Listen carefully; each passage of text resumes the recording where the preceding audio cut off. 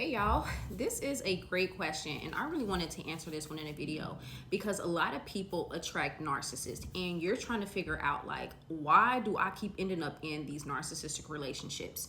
A lot of you know that I have entered into two of them, and honestly, this is going to be a lengthy answer, so let's prepare. The first thing I want to answer with this one is lack of discernment. A lot of people enter into toxic relationships with people when they don't have a relationship with God. Now, let me speak on that because I can hear somebody in the comments saying, well, I was dating someone that was in the church. But here it goes back to what I was saying. Even there are people who are spiritual narcissists where they claim to be a man or woman of God. They look like they're serving God, but then their motives are wrong. But I find that when you have a deep connection with God, meaning you pray, you fast, I'm talking about you in your word, you're serving, you're doing what God has called you, you're in constant communication with God, you will hear the Holy Spirit say, this is not the person for you, or something is not right with this person. And I'm telling you that this is why a lot of people fall into this category. Or, okay, let me say or, because in both relationships, I was warned that this was a person that I should not be dating. Either my mom had the discernment and she told me, and then for the second person, there was people that I was working with was just saying certain things about the individual. And guess what I did? I ignored it. The second reason why a person may ignore this, or really the first reason why a person may ignore this, is because the relationship started really quickly. You're already dating this person. Mental and emotional ties is already connected to this person. And then a lot of times sexual ties is tied to this person. So even when the warnings begin to come, the person already have a mental, physical, emotional, or a sexual tie with this person. The next thing I want to talk about is that a lot of times, because this is a spiritual matter, demons already know what you have dealt with. There's also legal rights that demons have. So for instance, this was one girl that I was talking, well, not really talking to, I was helping, and she had told me that her mother and her father was both narcissists.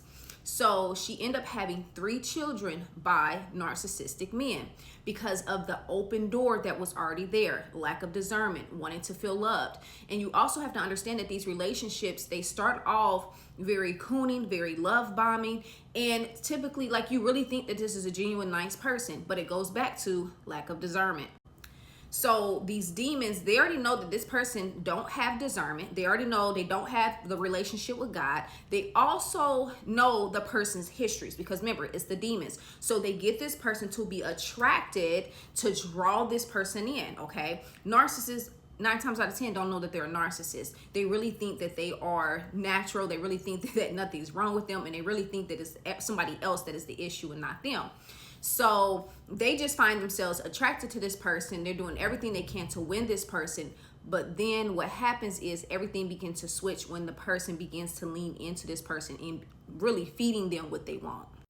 So this spirit begins to play on that. Now, how do a person enter into these second narcissistic relationships? Number 1, they're already open. Number 2, they probably have not healed, just like I did not heal from those narcissistic relationships. I just entered into another one without healing because, again, I didn't have a relationship with God. I didn't know any better. I didn't even know anything about narcissism. And so because of that, I was more open and more vulnerable. You also have to understand that because when you're more open and more vulnerable, the enemy know that you got away the first time. Jezebel needs an Ahab spirit to partner with, meaning that they need someone that they can control, manipulate, someone that's going to fill their voids, fill them in the areas where they feel like they're missing. And so what happens is they have to have someone to be the supply. And so they start looking for someone, sometimes unintentionally looking, and boom, there's the next person, okay? And typically the second narcissistic person that the person ends up with is always worse than the first, okay? And that's because the demons have increased in ranking inside of the person.